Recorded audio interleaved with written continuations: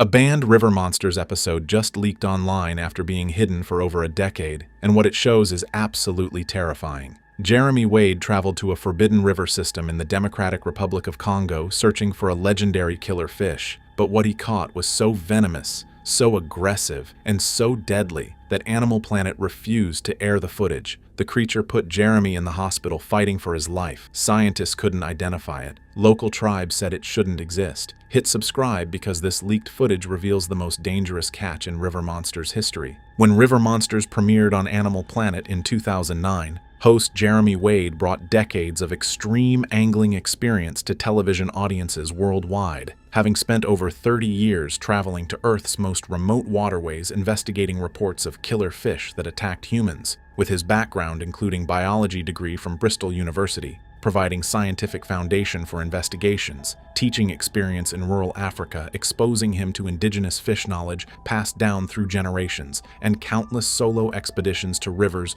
where no Western angler had cast a line, including journeys where he disappeared into jungles for weeks with minimal supplies and no communication with the outside world. What differentiated River Monsters from typical fishing shows involved Jeremy's willingness to pursue genuinely dangerous species in locations most people would never dare to visit, including the Goliath tigerfish in the Congo River system, known for 32 razor-sharp teeth capable of biting through steel wire and aggressive predatory behavior that made them attack boats. The Goonch catfish in India's Kali River, suspected of dragging humans underwater and consuming corpses from funeral pyres based on documented disappearances. The bull shark in freshwater rivers, capable of attack in murky water where victims never see them coming and surviving in both salt and fresh water, unlike most shark species. And the electric eel in the Amazon, producing 600-volt shocks strong enough to stop human hearts with multiple discharge capability, meaning they could deliver lethal shocks repeatedly. Over 9 seasons, spanning 2009 to 2017,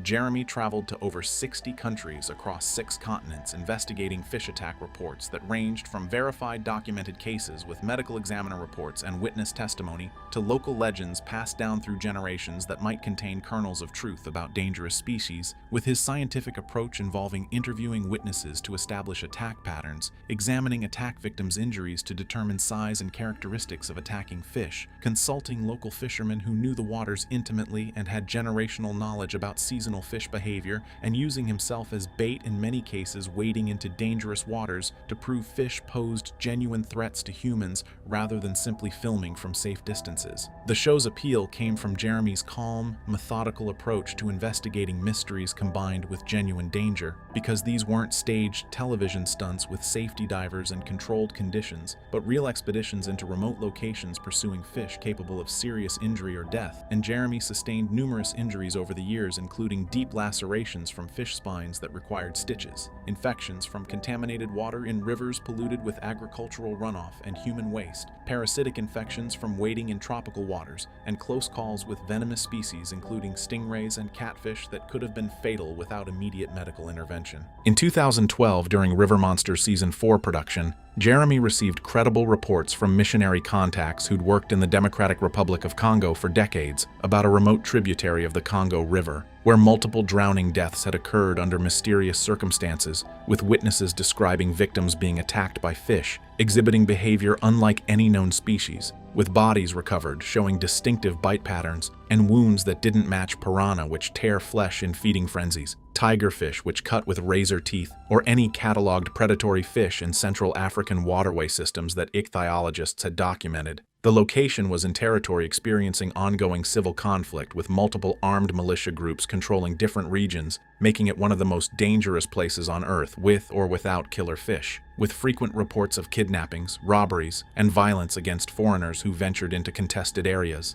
And the specific river system was considered taboo by local tribes who refused to fish there or even approach the water after dark, with tribal elders warning that the river was cursed and inhabited by fish that had tasted human flesh and preferred it to all other food-developing appetite for human prey, similar to man-eating crocodiles or tigers. What made Jeremy determined to investigate, despite the extreme danger, was the consistency and credibility of the reports, because these weren't vague legends about river monsters told to scare children. but recent documented deaths within the past 18 months, with medical examiner reports showing unusual injuries that didn't match known fish attack patterns, witness testimony from multiple unrelated sources including fishermen, villagers, and even a doctor who'd treated survivors describing similar attack patterns where victims were bitten repeatedly by something powerful, and local fishermen who'd accidentally caught juvenile specimens of unknown species in their nets that displayed unprecedented aggression, even when removed from water, continuing to bite and thrash with sustained fury, unlike most fish which calmed down when landed.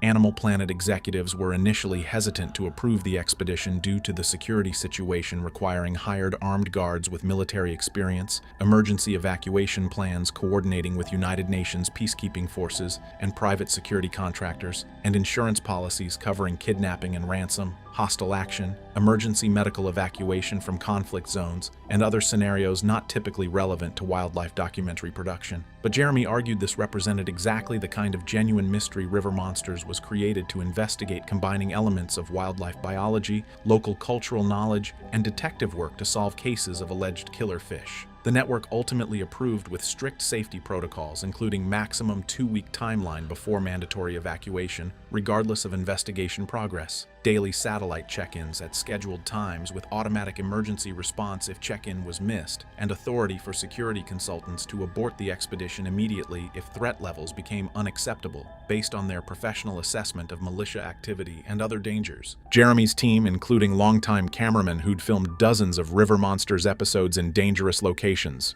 producer managing logistics and local coordination, hired security personnel with backgrounds in military special operations and extensive experience protecting film crews in conflict zones, and local guides who knew the river system and could communicate with tribal communities reached the remote river location after 5 days of difficult travel through territory controlled by different militia groups, each demanding payment for safe passage, with negotiations sometimes taking hours while armed men examined equipment and supplies. The river itself appeared deceptively calm, flowing through dense rainforest with dark tannin-stained water from decomposing vegetation, making underwater visibility essentially zero, creating perfect ambush conditions for predatory fish. And the surrounding jungle was thick with vegetation, making movement away from the river difficult and providing countless hiding places for wildlife, including venomous snakes, aggressive primates, and large predators. Local tribal fishermen who agreed to assist the investigation despite their fear of the river and warnings from village elders explained that attacks always followed the same pattern, where victims wading in shallows to bathe or collect water,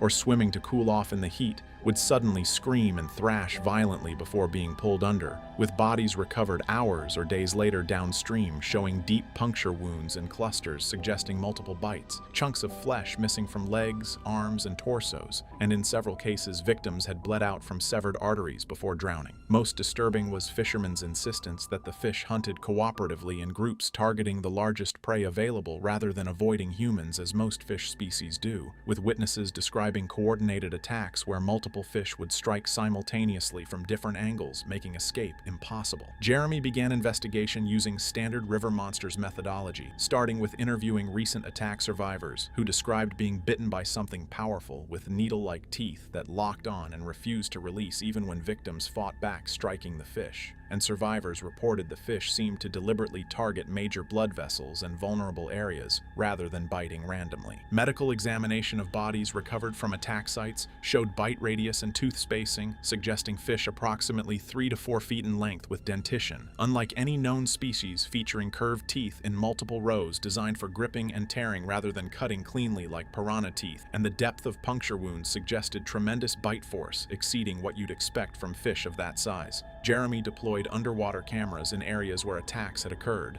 though murky water conditions meant cameras captured mostly shadows and movement rather than clear imagery, but the footage showed large shapes moving with purpose near the riverbank, and occasional glimpses of fish that appeared wrong somehow, with body proportions that didn't match cataloged species. After 5 days of preparation, including setting up secure base camp, interviewing witnesses, examining attack sites, and catching smaller specimens that showed aggressive tendencies but weren't the species responsible for the deaths, Jeremy decided to attempt catching adult specimen using heavy tackle designed for large aggressive species like tarpon or giant trevally, with local fishermen warning him that hooking one of these fish was extremely dangerous because, unlike most species that tire after sustained fight and can be brought to boat exhausted, these fish fought with sustained fury until either the line broke, the hook pulled free, or they reached the source of their pain, and fishermen had lost fingers and sustained deep lacerations from landed specimens that continued attacking even when dying on the boat deck. Jeremy positioned himself in reinforced canoe specifically chosen because it was stable and wouldn't capsize easily in an area where multiple attacks had been reported, using fresh meat as bait and heavy-duty braided line rated for species like marlin or large shark capable of handling fish exceeding 100 pounds, and he fished for several hours in oppressive heat with humidity near 100% while wearing protective gloves and keeping medical kit readily accessible. Within 2 hours of starting, something took the bait with such explosive force that it nearly pulled Jeremy overboard despite his considerable experience handling powerful fish and his braced position in the canoe.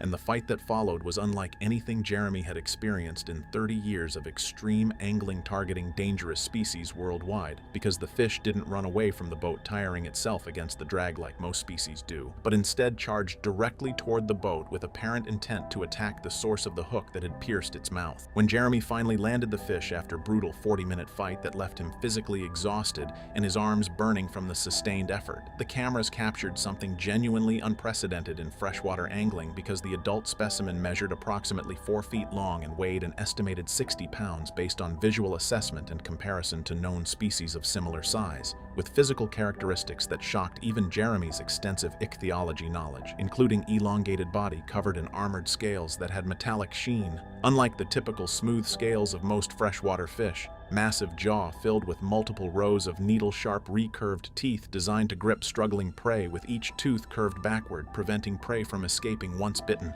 And most disturbing was behavior, because even landed in the boat, the fish continued attacking everything within reach, including the boat itself, leaving gouges in the wood, Jeremy's equipment, which the fish bit and thrashed against, and Jeremy's legs, which the fish lunged at repeatedly with open jaws. The defining moment that sealed this episode's fate and guaranteed it would never be broadcast occurred when Jeremy attempted to remove the hook from the fish's mouth following standard procedure, and the fish's jaws snapped closed on his forearm with tremendous force, with teeth penetrating his flesh deeply enough to hit bone, and the fish refusing to release its grip, despite multiple crew members attempting to pry the jaws open. Jeremy finally freed himself from the fish's grip by forcing a tool between its jaws, leaving deep puncture wounds in his forearm that immediately began bleeding profusely, with blood flowing freely from multiple puncture sites, and the team's first aid response was applying pressure with clean gauze and bandaging the wounds, following standard protocols for controlling bleeding from traumatic injuries. But within minutes, Jeremy reported unusual symptoms, starting with burning sensation radiating from the bite site that he described as feeling like acid or fire had been injected directly under his skin, spreading outward from each puncture wound, followed rapidly by swelling that caused his forearm to balloon to nearly twice its normal size, with the skin becoming tight and discolored, taking on reddish-purple hue, then spreading numbness that traveled up his arm toward his shoulder, suggesting neurotoxic effects where venom was affecting nerve function and blocking normal sensation. The team's medic, who had experience treating venomous fish, stings from stonefish and lionfish, and bites from various marine species, immediately recognized this was not normal injury response from mechanical trauma, but envenomation, suggesting the fish possessed venom delivery capability previously undocumented in any known freshwater species. And Jeremy's condition deteriorated rapidly, with his blood pressure dropping dangerously low toward shock levels, heart rate becoming irregular with arrhythmias visible on portable cardiac monitor. And most alarming was difficulty breathing, with Jeremy reporting his throat felt tight and each breath required conscious effort, suggesting the venom was affecting his respiratory system, similar to severe snake envenomation from species like cobras or kraits. The decision was made to abort the expedition immediately and evacuate Jeremy to nearest medical facility capable of treating severe envenomation, but they were minimum 2 days from any hospital with intensive care capability by combined boat and vehicle travel through militia-controlled territory where delays for negotiating passage were inevitable, and Jeremy's condition was critical enough that waiting 2 days might be fatal if the venom caused complete respiratory failure requiring mechanical ventilation or cardiac arrest from the severe arrhythmias. The emergency satellite call to Animal Planet production coordinators and medical consultants resulted in arranging helicopter medical evacuation, requiring coordination with United Nations peacekeeping forces operating in the region because private medical evacuation services refused to fly into active conflict zones without military escort. And Jeremy spent agonizing hours lying in the boat, fighting to stay conscious while venom circulated through his system, causing progressive paralysis starting in his bitten arm and spreading toward his core. Severe pain that no amount of pain medication could fully control, and terrifying sensation of his throat closing, making each breath increasingly difficult with respiratory rate, becoming rapid and shallow, suggesting impending respiratory failure. UN helicopter evacuation transported Jeremy to field hospital in Kinshasa, where doctors with experience treating tropical diseases and venomous animal injuries, including snake bites from various African species, examined him, finding his forearm massively swollen with circumference nearly doubled and tissue showing early signs of necrosis with darkening areas around the bite wounds, suggesting cells were dying from venom effects. His vital signs unstable with dangerous cardiac arrhythmias that could progress to ventricular fibrillation and cardiac arrest without warning, and his respiratory function declining to point where intubation and mechanical ventilation were being prepared as backup if he couldn't maintain adequate oxygen levels breathing on his own. The medical challenge was that doctors had no idea what venom they were treating because the fish species was unknown and therefore no existing anti-venom could be administered, unlike snake bites, where identifying the species allows doctors to give species-specific anti-venom that neutralizes toxins, forcing doctors to provide supportive care managing symptoms while Jeremy's body fought the toxin with his own immune response, which might or might not be sufficient to prevent death. Treatment included broad-spectrum antibiotics to prevent secondary bacterial infection in the damaged tissue, which was vulnerable to opportunistic pathogens, antihistamines and corticosteroids to reduce inflammatory response that was causing the massive swelling, cardiac medications to stabilize his heart rhythm and prevent progression to fatal arrhythmias, respiratory support including supplemental oxygen and standby ventilator in case his breathing failed completely, and careful monitoring of kidney and liver function because many venoms cause organ damage that can be fatal even if the initial envenomation is survived. Jeremy spent 3 days in intensive care, hovering between consciousness and delirium, with fever spiking above 104 degrees Fahrenheit, suggesting either infection or systemic inflammatory response to the venom, the bite wounds developing severe infection despite aggressive antibiotic treatment requiring surgical debridement, where doctors removed dead and dying tissue to prevent spread of necrosis that could result in losing the entire forearm. And at one point, his condition deteriorated so severely that doctors informed the River Monsters production team to prepare for possibility of Jeremy not surviving because the venom had caused damage to multiple organ systems and his body was losing the fight against toxins circulating in his bloodstream. The turning point came on the 4th day when Jeremy's fever finally broke and his vital signs began stabilizing, suggesting his immune system had neutralized the venom or at least reduced it to levels his body could handle. Though doctors warned the tissue damage to his forearm was severe enough that he might lose function or even require amputation if infection couldn't be controlled and circulation to the hand was compromised. And Jeremy would need months of recovery and physical therapy to regain use of the injured arm, with permanent scarring and nerve damage being inevitable consequences of the severe envenomation. When Animal Planet executives reviewed footage showing Jeremy being bitten by unknown fish species with cameras recording the moment jaws clamped down on his arm, the venom taking effect in real time with Jeremy's visible distress and rapidly deteriorating condition, including slurred speech and difficulty breathing, the emergency evacuation with genuine fear on crew faces as they realized their host might die, and hospital footage showing Jeremy fighting for survival in intensive care, the network faced unprecedented decision about whether this material could be broadcast. The primary concern from legal perspective was that airing footage of host experiencing life-threatening injury during production could expose Animal Planet to liability claims and regulatory scrutiny about safety protocols on wildlife documentary productions. Medical consultants warned that broadcasting Jeremy's envenomation symptoms could create public health concern because the fish species remained unidentified and potentially represented emerging threat to populations in Central African river systems. Network standards determined approximately 70% of captured footage documented medical emergency rather than educational wildlife content, crossing line from adventure documentary into exploitation of human suffering inappropriate for family-friendly network. The most frustrating aspect involves scientific questions that remain unanswered because the adult fish specimen was released during the emergency, and only brief footage exists showing its physical characteristics, leaving ichthyologists unable to definitively identify whether this represented genuinely unknown species, extreme variant of known species, or potentially hybrid. The footage shows fish with morphological features that don't match any cataloged Central African freshwater species, including body plan resembling primitive predatory fish, multiple rows of recurved teeth, and most significantly apparent venom delivery system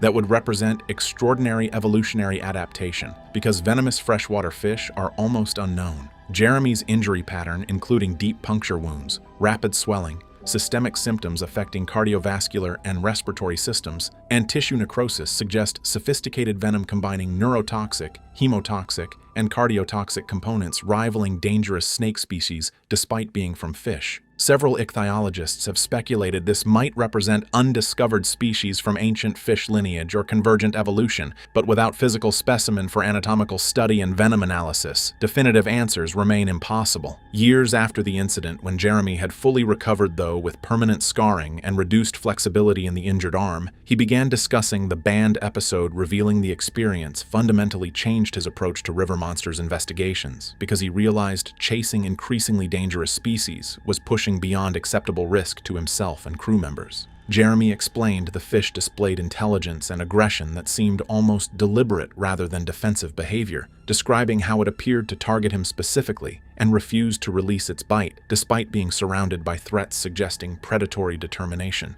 The lasting impact involved chronic pain in cold weather, occasional numbness suggesting permanent nerve damage, and psychological effect of knowing he'd encountered something science couldn't explain or protect against. Jeremy's assessment was the episode couldn't be broadcast because showing it would be irresponsible without scientific context, and releasing footage of unknown potentially venomous species without ability to warn people how to identify it or treat its bite could put local populations at risk, serving no purpose except shocking viewers.